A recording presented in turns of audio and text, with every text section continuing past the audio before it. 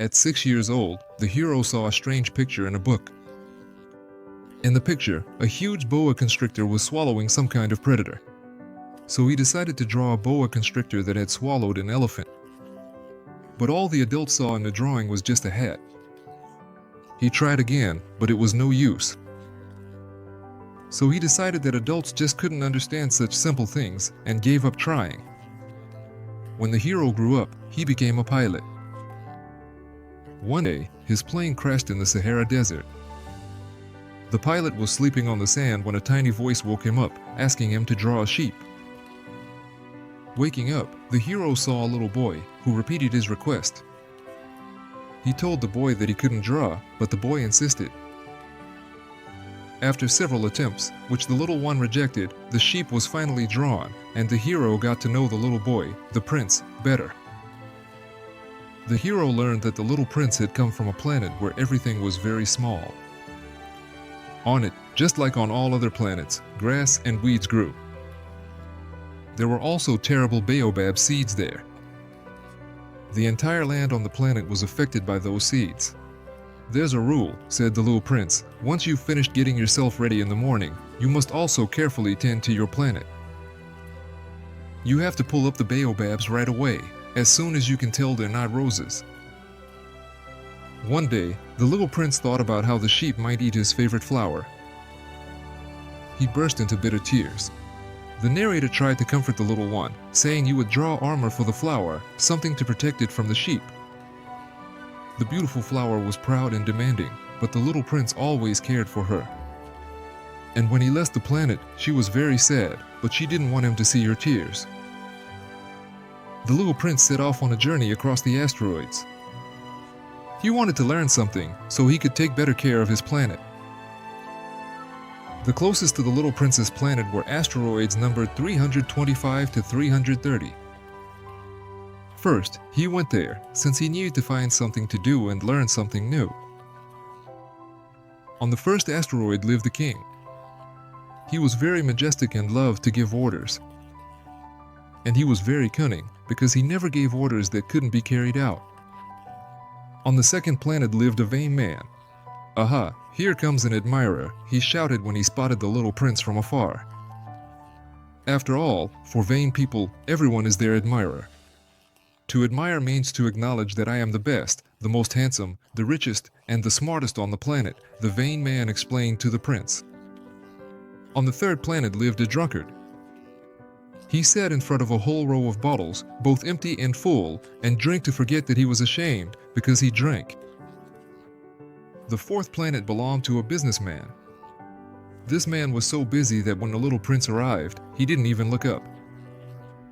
He considered himself a very important person because he managed the stars, counting and recounting them. Although it was very difficult. And he said that he owned the stars because no one before him had thought to take possession of them. The fifth planet was quite interesting. It turned out to be the smallest of them all. There was only enough room on it for a lamp and a lamplighter. The little prince simply couldn't understand why, among the stars, on a planet with neither houses nor inhabitants, a lamp and a lamplighter were needed. But he thought, maybe this man is out of place here, yet he is not as out of place as the king, the conceited man, the businessman, or the drunkard. His work still has some meaning. When he lights his lamp, it's as if another new star or flower is born. When he puts out the lamp, it's as if he's putting a star or a flower to sleep. That's a beautiful job. It's truly useful because it's beautiful. But it turned out that the lamplighter lights the lamps only because he was given such an order. "My job is terrible," the lamplighter complained. It used to make sense. I would put out the lamp in the morning, and in the evening I would light it again. But every year, the planet spins faster and faster. And now it completes a full rotation in just 1 minute. And he doesn't have a single second to rest. Every minute, he puts out the lamp and lights it again. This man, the little prince said to himself as he continued on his way, would be looked down upon by everyone else, the king, the conceited man, the drunkard, and the businessman. And yet, to me, he's the only one who isn't ridiculous because he doesn't think about himself. The sixth planet was 10 times bigger than the previous one. There lived a geographer on it who wrote massive books but didn't know whether there were mountains, oceans, rivers, or deserts on his planet. "I'm a geographer, not a traveler," he explained to the little prince. "I have a complete lack of travelers. It's not geographers who keep track of cities, rivers, mountains, oceans, and deserts. A geographer is far too important a person to go wandering around the world. He doesn't leave his study, but he receives travelers, questions them, and records their stories. And if the geographer finds any of their stories interesting, he checks whether that traveler is a reliable person." The seventh planet was Earth. It was the largest of them all. It was home to 111 kings, 7,000 geographers, 7.5 million drunkards, 311 million vain people, in other words, about 2 billion grown-ups. The little prince was already afraid that he had accidentally landed on some other planet. Just then, a ring the color of the moon stirred in the sand. It was a snake. She spoke in riddles, and she felt sorry for the little boy who found himself alone on this big planet. Then he met a flower, which told him that there were few people here and that he would have to look for them. After that, he climbed up a rock and greeted whoever might be there. The only answer was an echo. He decided that it was people answering him. "What a strange planet," thought the little prince. "It's completely dry, full of sharp thorns, and salty. And people lack imagination. They only repeat what they're told. The flower I had at home always spoke first." One day, the little prince found himself in a garden where roses were growing, and he began to feel unhappy. His flower had assured him that she was the only one of her kind in the whole world, and yet here there were 5,000 flowers just like her in a single garden. He fell onto the grass and cried. It was at that moment that the fox appeared. The fox told him about himself and said that if the prince wanted to be his friend, he would have to tame the fox. Then he explained how it was done and also revealed his main secret. It is very simple, only the heart can see rightly. What is essential is invisible to the eye. Your rose is important to you because you have devoted so much time to her, said the fox. People have forgotten this truth, but you must not forget it. You are forever responsible for those you have tamed. The little prince went on his way. He met a switchman and a merchant along his way.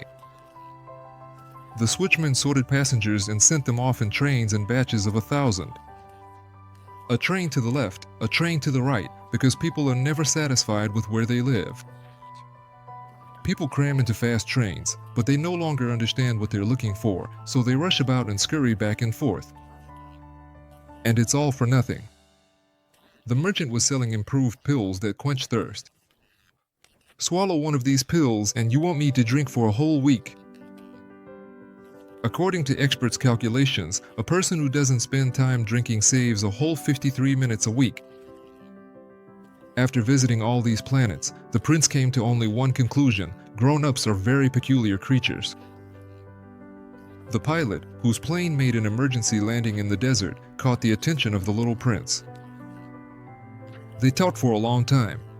The little prince told the pilot about his travels and about how he became friends with the fox. But the pilot was also an adult and thought only about how to fix his plane and also about how thirsty he was. Finally, the pilot and the little prince found a well, but it was not like any other well in the desert. Usually, a well here is just a hole in the sand, but this one looked like a real village well. Even though there wasn't a single village nearby, and the pilot thought he must be dreaming. He slowly drew up a full bucket and set it on the stone well curb. The crank song was still ringing in his ears, the water in the bucket was still trembling, and little flecks of light danced on its surface. "I want some of this water," said the little prince. "Let me have a drink." And the pilot understood what the little prince had been searching for. He drank with his eyes closed. It was beautiful, like a feast. It was no ordinary water. It had been born of the long journey under the stars, of the effort of my hands, and was dear to the heart, like a gift. People on your planet, said the little prince to the pilot, grow 5,000 roses in one garden and still do not find what they are looking for. And yet what they are looking for could be found in a single rose or in a sip of water. But the eyes do not see. One must look with the heart. It's like with the flower, the pilot understood. If you love a flower that grows on a distant star, it's sweet to look at the sky at night. All the stars bloom, just like with that water. When you gave me a drink, the water was like music. At night, you will look at the stars. My star is very small, I can't show you where it is, but that's for the best. It will just be one of the many stars for you, and you will enjoy looking at all of them. All the stars will become your friends. And then I'll give you something. Everyone has their own stars. For some people, those who travel, they are guides. For others, they're just little lights. For scientists, stars are a scientific mystery. For my businessman, they're gold, but all these stars are silent, and you will have stars like no one else has. I will live on one of the stars, I will be laughing there, and when you look at the sky at night, it will be as if all the stars are laughing. You will have stars that know how to laugh. And he laughed himself. And when you are comforted, and comfort does come, you will be glad that you knew me. You will always be my friend. You will want to laugh with me. Then you will open your window, and you will feel good, and your friends will be quite surprised to see you laughing while looking at the sky. And you will tell them, yes, the stars always make me want to laugh. And they will think you are a little crazy. That's the little trick I'll play on you. That night, the little prince was supposed to return to his planet. After all, a year had passed since he arrived, and his star was now right above the place where he had fallen a year ago. He had to return, because on his planet there was a rose left behind, so fragile and so trusting. And he was responsible for her. We are all responsible for those we have tamed. And now 6 years have passed. I have never told this story to anyone. When I came back, my friends were happy to see me alive and well again. I felt heavy-hearted, but I told them it's just fatigue. And yet, little by little, I calmed down. Well, not completely. But I know for sure that he returned to his planet, because when dawn broke, I didn't find his body on the sand. And at night, I love listening to the stars, as if there were 500 million little bells. But here's something amazing. In the muzzle I drew for the prince's sheep, I forgot to add the strap. The little prince will never be able to put it on the sheep. And I asked myself, what is happening there, on his planet? What if the sheep has eaten the rose? The little prince covers the rose with a glass dome at night and keeps a close eye on his sheep. Then I am happy, and all the stars quietly laugh. And sometimes I tell myself, sometimes it happens, you get distracted, and then anything can happen. What if one evening you forgot about the glass dome? Or what if the sheep got out at night? And then all the little bells seem to be crying. All of this is mysterious and incomprehensible. For you, those who have also come to love the little prince, just as I have, the world will be different if somewhere, who knows where, the sheep we never saw might have eaten the rose. Look up at the sky and ask yourself, is that flower still there or is it gone? Maybe the sheep has eaten it. And you will see how everything changes. And no grown-up will ever understand how important that is. This, in my opinion, is the loveliest and saddest place in the whole world. This very spot in the desert is drawn on the previous page as well.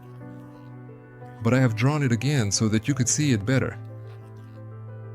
It was right here that the little prince appeared on Earth for the first time, and then disappeared.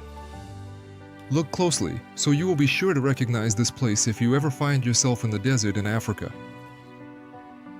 If you ever happen to pass by here, I beg you, do not hurry on, wait a little, just under this star.